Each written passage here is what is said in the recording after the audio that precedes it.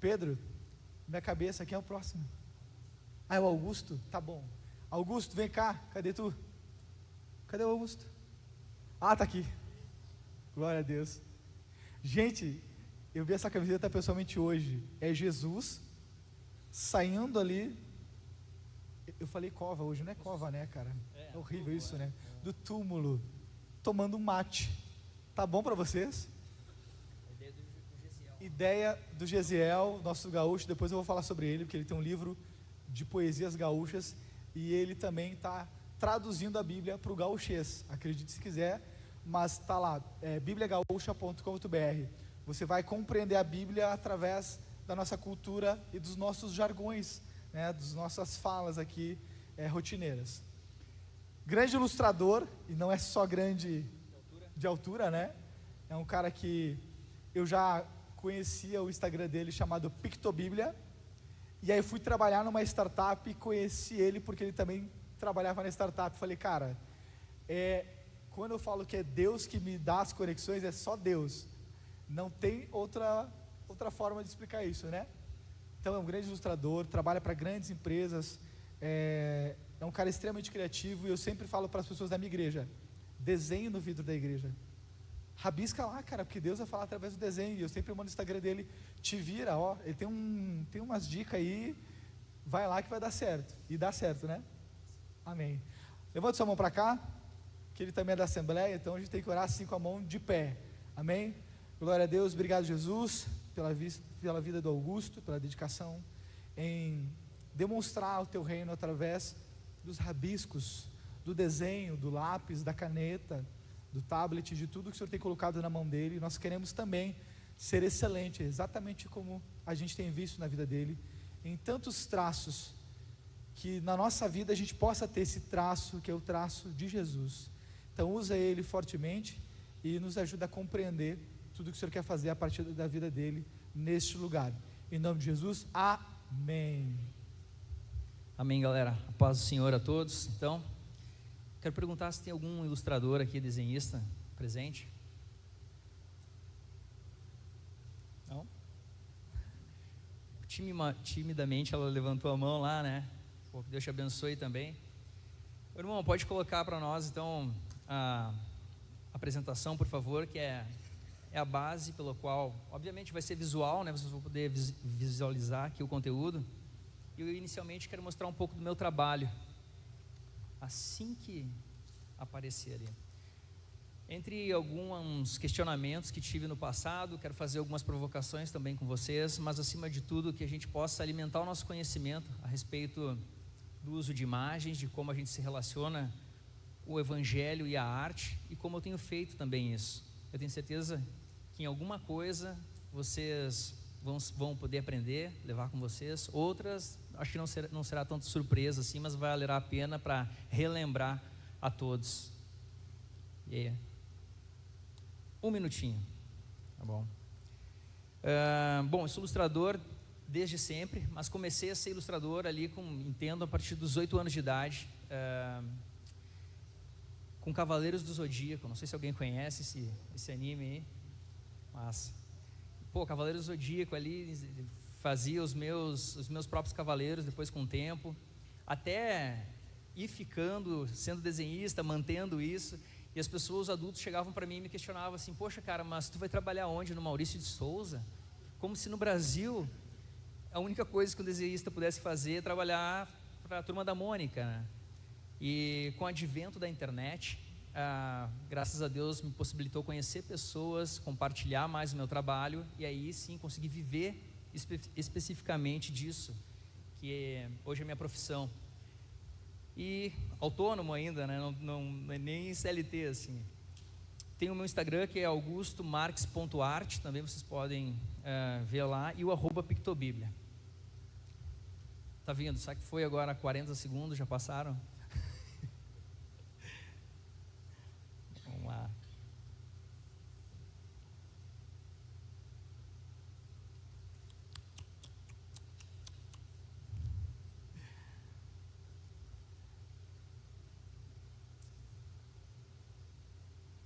Cara, você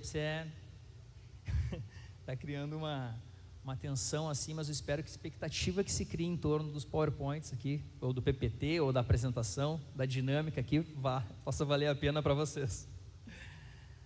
Ô Lucas, pode voltar aqui e orar mais uma vez? Tô brincando.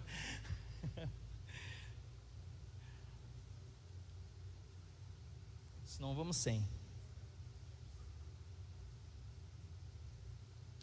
E aí?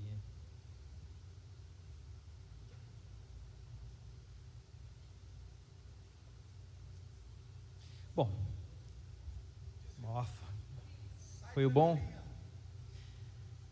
Bom, vocês já pararam para se perguntar por que quando a gente vai para Gramado ou vai para Canela, a gente vai lá e tira foto na frente daquelas duas igrejas maravilhosas que existem lá? Eu não sei se algum de vocês alguma vez já foi para lá e tirou uma foto diante de alguma igreja evangélica lá em Gramado ou Canela. Hoje eu vou falar o tema, né? Traços da glória de Deus, desmistificar algumas coisas, compartilhar algo de Deus. Deus tem tratado no meu coração durante um tempo, muito tempo. Eu espero que seja edificante para vocês.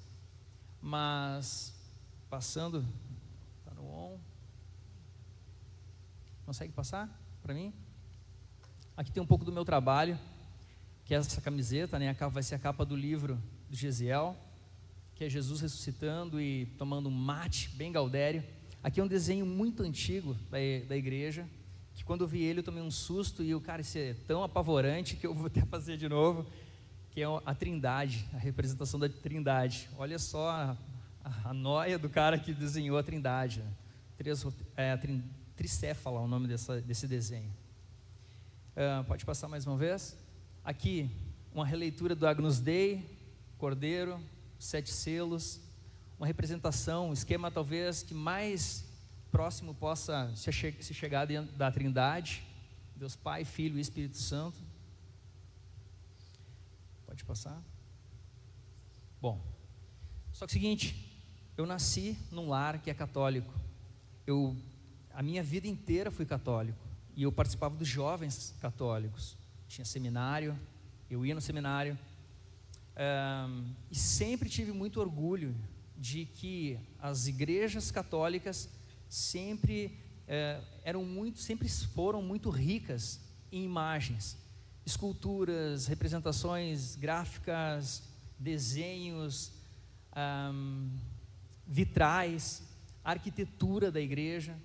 Isso era algo que eu sempre gostava muito, sempre me relacionei muito bem, e por isso que fazer imagens de Jesus ou qualquer coisa relacionada ao mundo espiritual para mim não é tão um problema assim. Funcionou? Não? Tudo bem. Só que daí, passando o próximo slide aqui, conheci Jesus Cristo. Conheci Jesus Cristo de uma forma real. O Espírito Santo veio sobre minha vida, aprendi de Jesus e fui congregar numa igreja assim. Não é um hospital, por isso eu coloquei ali igreja. Para alguns é hospital espiritual, né? Mas aqui, no início eu lutei muito, assim, porque, poxa, eu estou vivendo algo que é real pela primeira vez, não é algo religioso e mecânico, estou conhecendo o Evangelho, só que esse Evangelho eu não vejo refletido na igreja, minimalista dessa forma, e aquilo por um bom tempo me incomodou. Por que isso? Foi na igreja que eu descobri, passa mais uma vez, que existia as coisas do mundo e as coisas de Deus. Isso era uma dicotomia muito grande na minha cabeça. Eles diziam, não, cinema é coisa do mundo, música é coisa do mundo, teatro é coisa do mundo. Agora, se tu pegar e fizer tudo isso e colocar um versículo, daí essas coisas são as coisas de Deus. Tu pode fazer tudo isso, não tem problema, é de Deus. E imaginem, irmãos, para um jovem de 16 anos, isso. Como é que tu vive isso? Como é que tu compreende isso? A mecânica da tua fé. Está acontecendo muita coisa aqui. Vamos lá, faça aí de novo, faça mais um. Bom, Eu fui na minha cidade, uma cidadezinha lá do interior do estado, chamada Restinga Seca, tem menos de 20 mil habitantes. Para quem não conhece, Restinga Seca é a terra do Iberê Camargo. Em Porto Alegre nós temos o museu, né, do Instituto Iberê Camargo, galeria de artes lá também. Tu chega na cidade, está bem no pórtico escrito assim, terra de Iberê Camargo, em Arial 12 embaixo, de Augusto Marques também. Mas, lá nessa cidade, eu fui eleito patrono da Feira do Livro por ter escrito alguns poemas. Então, imaginem isso, fazia poemas, eu fazia os desenhos, fazia charge, caricaturas, tirinhas para um jornal que tinha distribuição local no centro do estado ali. Tinha uma banda de rock também, na época. E entrar para a igreja, se converter, cara, foi muito difícil. Muito difícil porque envolviam as coisas do coração, em usar tudo aquilo que Deus tinha me dado como dom, talento, vontade de fazer, de expressar artisticamente, só que essa dicotomia toda, essa diferença muito grande que existia entre igreja e o mundo lá fora, sempre causava ruído nas coisas, como eu compreendia as coisas enquanto jovem. Eu tenho 3 amigos que saíram da igreja porque os 3 amigos nasceram dentro da igreja, tocavam baixo e guitarra maravilhosamente bem, grandes músicos, e queriam fazer isso da vida deles. Eles queriam ser músicos. Só que essa dicotomia era tão grande que eles abandonaram o evangelho. Claro, não culpo tão somente isso, mas talvez as concupiscências, os desejos do coração de cada um deles. Mas eles perceberam que era muito difícil fazer música dentro da igreja, não ser remunerado por isso. E você, quem é músico sabe que tu tem que gastar com o teu instrumento, com os cursos que tu vai fazer, tem que se empenhar, tem que tocar guitarra 10 horas por dia, como disse o irmão anteriormente. E eles acabaram saindo. Passando o próximo slide, irmão. Então, a realidade que se dá ainda hoje para muitos, em diversos contextos, é essa. O céu é um lugar muito legal, maravilhoso, e que eu quero estar. E a terra é um lugar mau, é ruim, jaz no maligno. Tu vê tanta maldade aí fora, o mundo aqui é mau. E a igreja é a bolha o qual tu está inserido. E precisa lidar com isso, lidar com céu e terra, até que Jesus venha.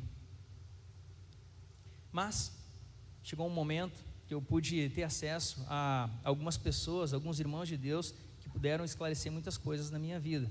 Queria que o irmão passasse para o próximo. Então conheci Gênesis 1:28 e quero me deter aqui rapidinho nessa passagem. E a palavra de Deus diz: frutificai e multiplicai-vos, e enchei a terra e sujeitai-a. Pode passar, meu irmão. O que significa frutificar? Nesse comando dado por Deus lá no Éden, para todos nós, frutificar é desenvolver o mundo social. Ora, haverão mais pessoas, nós vamos nos multiplicar. Haverá necessidade de então formar uma família. Quer fazer cultura? Faça filhos. Você vai ter uma cultura do seu lar, da sua casa. Precisaríamos de igrejas, precisaríamos de escolas, de cidades, precisaríamos de governos e leis, porque muita gente ia viver em um determinado local. A humanidade ia se multiplicar. O que está embutido dentro desse mandamento de Deus, de multiplicarmos, é desenvolver o mundo social. Pode passar, meu irmão, para o próximo.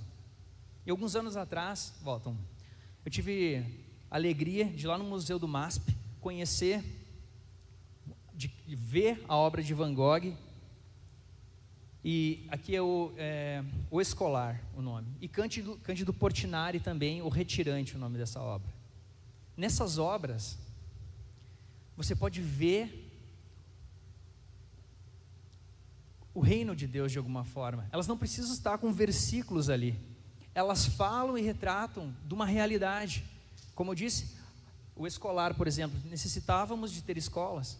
Nós fizemos isso ao subordinar, a desenvolver o mundo social.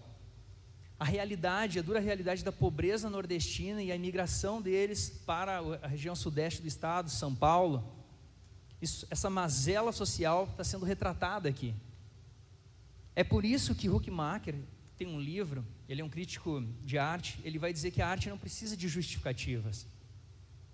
não precisa de justificativas, porque Deus é soberano e criou todas as coisas, e tudo acontece por causa da soberania de Deus, permissão de Deus, e reflexo da maldade humana e da entrada do pecado nesse mundo, quando começou tudo lá no Éden. Deus nos mandou cultivar e guardar esse mundo, e a gente falha de diversas vezes, o ser humano falha de diversas vezes nesse sentido, porque o pecado, a gente tem que lidar com o pecado, com a maldade do pecado, né? Mas aqui, esses dois autores expressaram a visão deles, a visão artística deles, retrataram, e é incrível, é muito legal tu chegar perto e ver a pintura, o traço sendo feito. Eu conheci essas imagens apenas de caderno, de escola, enfim, na internet, mas poder ver isso pessoalmente é super emocionante, é muito interessante. De alguma forma, a arte não precisa de justificativa, e nenhuma arte precisa de justificativa, porque a arte não precisa ser necessariamente proselitista, propagandista, panfletária e utilitarista. Se você vê uma arte, de alguma forma ela expressa a visão de mundo daquele artista, e isso aqui é uma realidade. A pobreza é uma realidade, a escola é uma realidade. Passamos mais uma vez. O segundo trecho nos diz: enchei a terra e sujeitai-a. Isso é subordinar a terra, o mundo.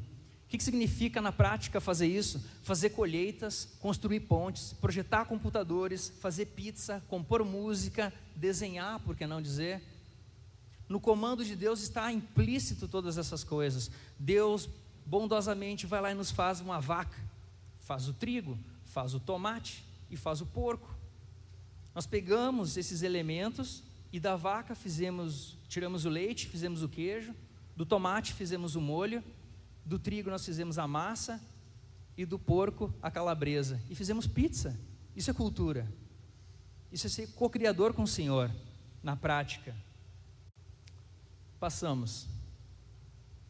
O que acontece semanalmente em nossas vidas é que a igreja de Jesus Cristo é chamada para se reunir, para louvar o seu santo nome, para nos exortarmos, edificarmos uns aos outros, consolarmos uns aos outros.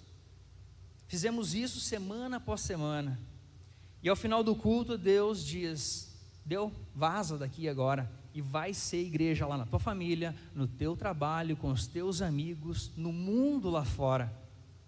Meus irmãos, guardem uma coisa: se Deus, quando criou todas as coisas, Ele disse que era bom, Ele não mentiu, é porque é bom. É bom. Passado uma semana, nos juntamos novamente aqui. O próprio Espírito Santo dá essa volição, esse desejo dos nossos corações de estarmos em igreja, em comunhão uns com os outros, no partir do pão e do cálice. Isso, após entender esse versículo de Gênesis 1:28, eu comecei a ter uma compreensão melhor do propósito que Deus tinha para aquilo que eu fazia enquanto artista. Pode passar, irmão, o próximo slide. Porque o Evangelho, para todos nós, faz exatamente isso. Ele nos dá o propósito, o sentido e o valor da vida. E todas as coisas nós podemos ver esse aspecto trinitário de Deus sobre nossas vidas. Ok? Eu entendo que agora eu tenho um propósito, valor, um sentido na minha vida, no meu trabalho, daquilo que sai das minhas mãos, da forma como eu expresso a minha criatividade, mas eu precisava resolver um problema que está no próximo slide. Imagens. Ok, tudo bem? A gente está entendendo isso, nós como criativos, a gente comunica as coisas, mas a gente precisa usar imagens. Às vezes só letterings resolvem, mas imagens precisavam ser resolvidas. Passando para o próximo slide, tem um ponto que é bem importante de a gente entender, eu peço a atenção de vocês aqui. A palavra do Senhor nos diz lá em Êxodo 20, no verso 4, só na primeira parte: não farás para ti imagens de escultura, nem semelhança alguma do que há em cima dos céus e abaixo da terra, se é seguindo o versículo. Próximo slide, por favor. Está conseguindo passar com coisinha? Quer me alcançar? A distância, tá, pode crer. Pode voltar então. Bom, o que é importante a gente entender aqui? No século IV, Agostinho, um importante teólogo, um dos pais da igreja, ele organizou os 10 mandamentos. E ele colocou ali, amar a Deus sobre todas as coisas.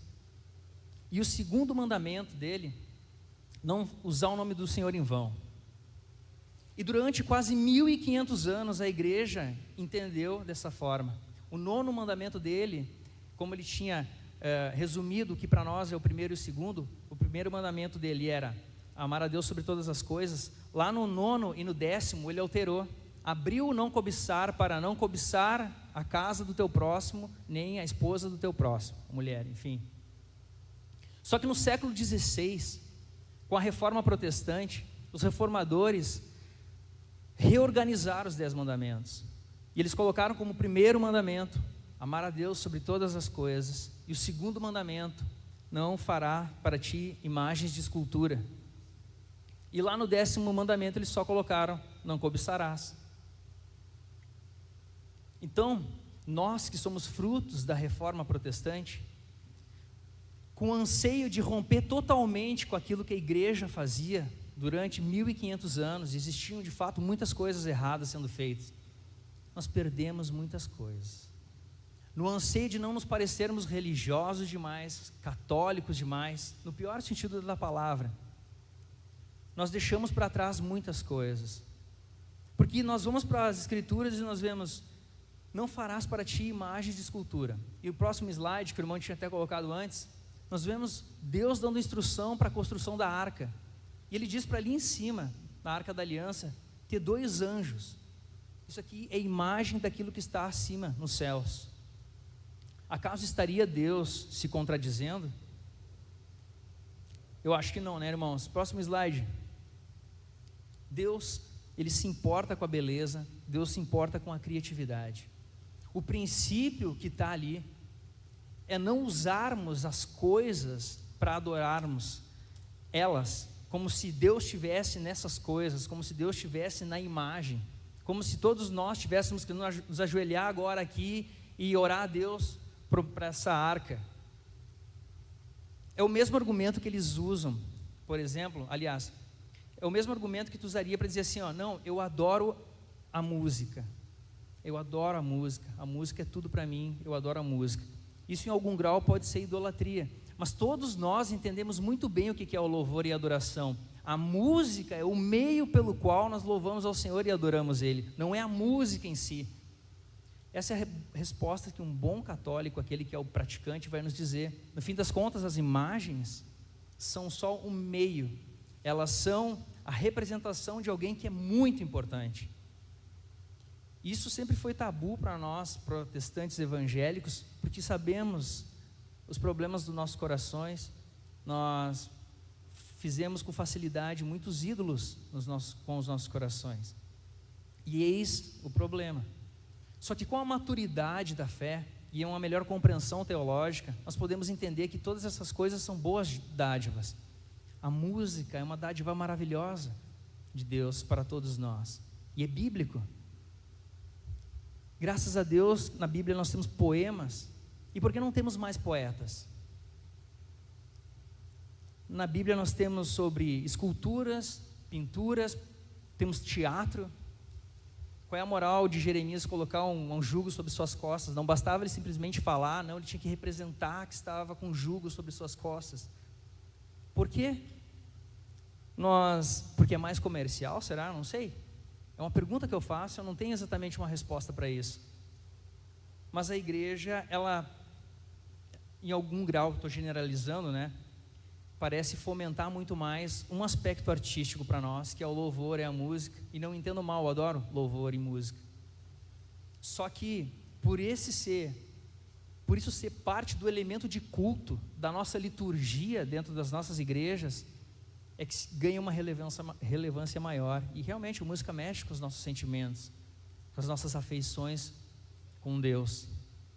Talvez você diga, não, mas na minha igreja não tem liturgia. Não, na tua igreja tem liturgia. Tem um jeito de começar o culto que acontece, depois tem a palavra, os anúncios, existe uma ordem. Uma boa ou má liturgia, mas existe uma liturgia. E essas liturgias moldam nossas afeições, os nossos quereres. Passa aí para próximo. Quero mais um exemplo aqui. Para o tabernáculo, a construção, Deus dá as diretrizes de como Ele queria que fosse feito o candelabro. Com flores, amêndoas, ouro.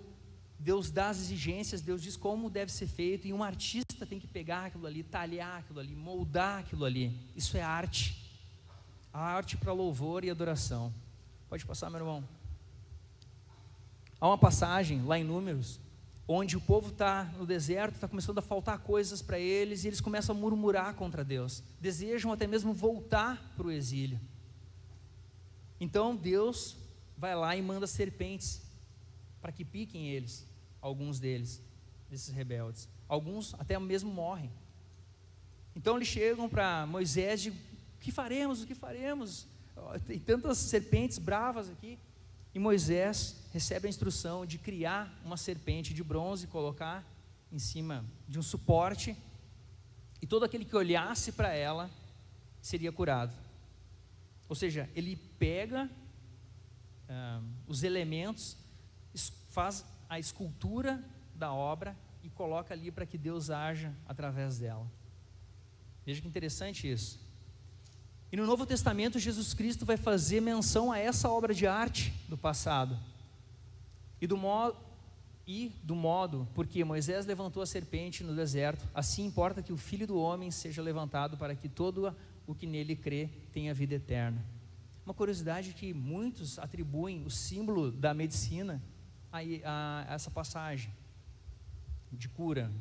Ou seja, aqui a gente tem um exemplo bíblico do Novo Testamento em que Jesus Cristo faz referência a uma obra de arte.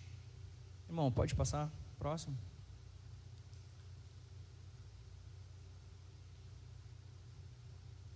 Pergunta para vocês, para todos vocês que trabalham com criatividade. Quer um bom motivo para ser criativo e excelente nesse mundo? Eu espero que todos vocês queiram isso. A gente vai passar para o próximo slide. A grande metanarrativa do Evangelho. O Evangelho é isso: a criação, a queda, a redenção e a consumação de todas as coisas. E nós, nessa grande linha do tempo maravilhosa e feita por Deus, estamos aqui, nesse exato momento. Após a redenção, o qual nos alcançou por meio da obra de Jesus Cristo, estamos aqui, nesse exato momento. E por que isso é importante? Reconhecermos aonde nós estamos nessa linha de tempo histórica. Porque todos nós esperamos que o overflow, no bom sentido, acabe no dia de hoje. Nós não viemos para cá pensando, nós vamos ficar o resto das nossas vidas aqui. Nós teríamos, no mínimo, nos preparado para isso. Haveria muita água, muita comida para passarmos aqui anos e anos. O que eu quero chegar a dizer com isso é que o que nós esperamos do futuro molda o nosso agora, o nosso presente. Aqui nós temos um problema escatológico, um problema de interpretação sobre Apocalipse.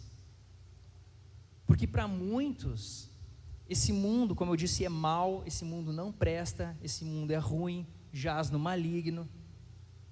O príncipe desse tempo, o rei desse tempo, como são palavras que a própria Bíblia mesmo nos dá, faz com que a gente tenha uma concepção sobre o agora. Só que, se todos nós aguardamos o dia do Senhor e a consumação de todas as coisas, quando Ele vier em glória para buscar a sua igreja, tudo o que nós fizemos aqui deve apontar para esse novo mundo, o qual o Senhor nos prometeu e nos garantiu, e se Ele garantiu, é verdade. Vou pedir para que passe mais uma vez o próximo slide. Essa é uma autora, quem estiver anotando, quiser pegar o nome dela, Nancy Pierce, e esse livro, Verdade Absoluta. Aspas para ela e diz: o modo como servimos a Deus, Criador, pode ser demonstrado ao utilizarmos com criatividade os talentos, os dons que Ele nos deu. Por causa da redenção de Cristo na cruz, nosso trabalho assume um novo aspecto, pois torna-se um meio de participar de seus propósitos redentores. Isso significa que quando alguém tem uma dor, Vocês já ouviram falar aquela expressão, a dor do cliente? Quando esse mundo que sofre em função do pecado está aflito por algo, a gente, sei lá, alguém perdeu uma perna, então alguém é levantado no design para projetar uma prótese para sanar a dor daquela pessoa. Isso, em outras palavras, é o que o próprio Cristo fazia quando via alguém cego ou que não podia andar. Tudo apontava para um reino maravilhoso que viria. Quando você tem um problema para resolver, problema artístico para resolver, por meio de design, por meio de criatividade, o que você está fazendo ali é sanando aquele problema com graça, com amor, com criatividade, e isso não é para a sua glória, uma vez que você não vive mais para você mesmo, mas vive para Cristo. Aquilo ali aponta para a glória de Deus, para um mundo renovado, para um mundo novo que o Senhor nos dará. Alguém, por favor, passe o próximo slide. Mas nós, segundo a sua promessa, aguardamos novos céus e nova terra, em que habita a justiça, segundo Pedro está. E o termo do grego original para novos céus é kainos, que significa novo em qualidade, não um outro lugar, novo em qualidade. Quando ele diz que nós somos sal, nós somos luz, ele está dizendo que nós somos sal e luz para agora, para o mundo lá fora, que precisa e carece de nós agora, e nunca mais haverá qualquer maldição. Apocalipse 22:3. A natureza criada aguarda com grande expectativa que os filhos de Deus sejam revelados e tragam essa paz ao mundo, se manifestem ao mundo. A gente tem uma má compreensão bíblica quando nós lemos, porque as portas do inferno não prevalecerão contra a igreja.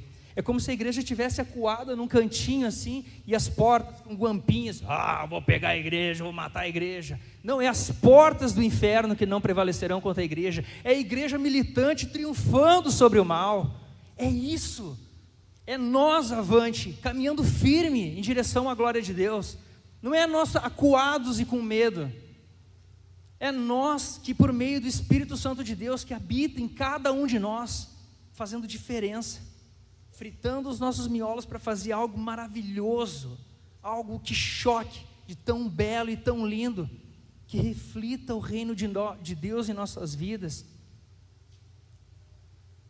Ele diz: venha o teu reino, assim na terra como no céu, é o que Jesus nos ensina na sua oração.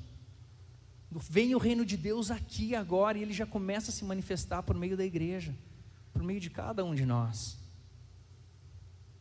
Isso por si só deveria gerar em você, sem eu precisar dizer isso, glória a Deus, aleluia, cara, glória a Deus por isso, cara, porque eu pertenço à instituição mais criativa da história da humanidade, a igreja de Jesus Cristo, por todos os elementos que criamos no passado, e através de toda a história, como a igreja sempre se portou, se manifestando, influenciando a sociedade. Próximo slide.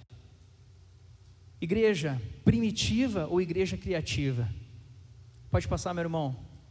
No século XX, alguns historiadores descobriram no sul da Itália uma cidade que estava submersa abaixo da terra. Então eles escavaram e descobriram Pompeia. Tinham pessoas que, em função da lava ter pego elas a forma praticamente se preservou. Pode passar, meu irmão. Isso serviu para que eles pudessem dar a data de quando aquela cidade foi fundada, que ano que aquilo ali aconteceu. Só que algo muito engraçado eles encontraram lá, que é isso, esses símbolos aqui, que é um palíndromo. O palíndromo vocês se lembram, devem ter estudado isso na escola, é uma frase que tu lê de trás para frente, ela tem o mesmo significado. A mais conhecida eu notei aqui, socorram-me subir no ônibus em Marrocos. Todo mundo conhece isso, né? Isso é um palíndromo. Ou seja, tu pode ler da esquerda para a direita, de cima para baixo, não importa, tu vai ter o mesmo significado. O Christopher Nolan, fez um filme chamado Tenet, que ele pegou o nome daqui. Mas no fim das contas, esse palíndromo, foi encontrado em Pompeia, mas ele também já foi visto em Inglaterra, na Síria e por todo o Império Romano, na frente das casas. Cara, tinha um criativo lá na igreja primitiva, um esperto, um cara muito inteligente. Pode passar, meu irmão, que criou esse palíndromo aqui, esse símbolo aqui, que quer dizer em latim: o Criador da terra sustenta todas as coisas. Massa, né? Só que o contexto da igreja naquela época era de extrema perseguição, porque os filhos, eles ouviam coisas e não entendiam daquele povo que era o cristão. Diziam assim: cara, parece que eles estão comendo o corpo de alguém lá dentro, quando eles faziam a ceia. Não, esse povo é estranho, os irmãos se casam entre eles, porque eles ouviam as coisas estranhas e não entendiam o que estava acontecendo naquele momento. Pode passar, meu irmão. A palavra de Deus em João 5, no verso 18, diz: por isso, pois, os judeus ainda mais procuravam matá-lo, porque não só quebrantava o sábado, mas também dizia que Deus era seu próprio Pai. Dizer que Deus era Pai é algo muito disruptivo. Foi o que Jesus veio fazer a partir do Novo Testamento. Deus agora, Ele não está distante, Ele é visto como nosso Pai. Ele é o Pai. Só que isso para os religiosos da época era algo absurdo de se compreender. Então, passando para o nosso próximo slide, eles perceberam que a letra N não saía do meio. Reorganizaram as letras e viram a segunda parte desse objeto gráfico. Deus, nosso Pai, princípio e fim, Criador de todas as coisas, sustentador do céu e da terra. E eu, sabendo desse símbolo, quando eu estivesse viajando para uma outra cidade, ou estivesse correndo algum perigo de morte, e eu visse uma casa com aquilo ali, eu podia entrar dentro daquela casa e pedir abrigo, porque ali tinha um irmão, ali era a casa de alguém que era cristão. Cara, isso é muito criativo. Pode passar, meu irmão. Aqui um desenho do início também, da igreja primitiva, de um túmulo, onde a pessoa quis retratar a koinonia, que era um dos aspectos da igreja que mais tocava o seu coração. A mesa posta, o dividir o pão, o olhar nos olhos, o saber o nome do teu irmão, conversar com ele, ter comunhão, andar junto. A igreja sempre fez isso. Por isso que o pão e o peixe sempre foram usados como símbolos cristãos, por causa da mesa posta, de estarmos juntos ali, nos confraternizando. Pode passar. O ictus é um outro exemplo. O ictus, eles fizeram uma roda, tipo uma roda de carroça, onde tu pudesse ver todas as letras que diziam Jesus Cristo, Deus Filho, Salvador, um símbolo da igreja cristã. Pode passar o próximo, meu irmão. E era muito interessante porque quando eles estavam viajando, ou um não conhecia o outro, eles faziam esse símbolo no chão. Ia lá e fazia o arco no chão. E se tu fosse cristão também, tu ia lá, de uma das pontas do arco, completava e fazia um peixe. E aí eu podia te abraçar, e a gente podia ter comunhão ali. Esse é o ictus. Agora, uma coisa de se observar aqui, é que em nenhum momento eles diziam assim: não, tu é da igreja de Antioquia, faz aí o logo da igreja de Antioquia, que aí eu vou ver se eu... Não, vai, que tu é da igreja de Corinto, vamos ver se tu sabe fazer o logo da igreja de Corinto, senão tu não vai ser meu irmão. Eles estavam preocupados em comunicar Jesus Cristo, a pedra fundamental, aquele que dá unidade entre todos nós. Isso faz sentido para nós hoje, porque aqui temos diversas denominações reunidas. E o que me faz, ainda que eu não te conheça, te chamar de irmão, olhar para ti e ver Cristo, é o próprio Jesus Cristo, que morreu por cada um de nós. A grande preocupação da igreja primitiva, criativa, era comunicar Jesus Cristo em tudo que ela fizesse. Para encerrar, trago aqui uma frase de Francis Schaeffer, e ela é um convite para que sejamos criativos e venhamos a glorificar a Deus e pensar totalmente fora da caixa. O cristão é alguém cuja imaginação deve voar para além das estrelas, para além das estrelas, porque nós miramos um novo mundo, um novo céus e uma nova terra, quando Cristo vier em glória para buscar a sua igreja, julgará todos os vivos e os mortos. Existe um texto muito bonito, que é o credo apostólico. A igreja primitiva não tinha Bíblia, os irmãos não sabiam ler, não tinham esse privilégio que nós temos hoje, então eles sintetizaram no credo tudo aquilo que eles acreditavam, e eles decoravam isso.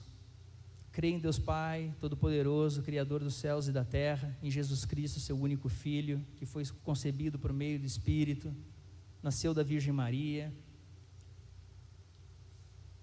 Todos sabiam isso, todos sabiam decorar isso. Alguém teve a ideia de sintetizar toda a fé cristã em uma curta sentença, e a pessoa, cara, eu não sei o que está escrito lá em João, em Êxodo, eu não sei, cara, mas eu sei que eu creio em Deus Pai Todo-Poderoso, Criador dos céus e da terra. Isso é muito forte, era uma sentença muito forte, muito fácil de ser memorizada também. Então, meus irmãos, nessa mensagem que trago aqui para vocês, de tudo isso, que vocês sejam criativos, vocês são livres em Cristo para criar também, e venhamos a comunicar a Cristo, que é aquilo que traz unidade. Acho que quando nós mostrarmos ao mundo que nós somos um enquanto igreja, incentivarmos mais eventos como esse, onde diversas denominações estão aqui em busca de um propósito, comunicar melhor e com graça o Santo Evangelho de Jesus Cristo, acredito que as coisas possam acontecer melhor para nós lá fora, né? Por último, só dicas de livro rapidinho. Se vocês puderem, economizem e comprem. Livros bem curtinhos, anotar aí, enfim. Arte e a Bíblia, do Francis Schaeffer. Arte não precisa de justificativa, do Huckmacher. Arte mais fé, do Makoto Fujimura. Esse cara aqui é um pintor. Busquem no Instagram ele, as pinturas dele são muito legais. É isso, galera. Um último slide ali.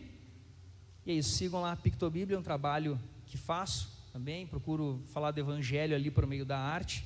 E que Deus abençoe todos vocês e a mente de vocês. Amém?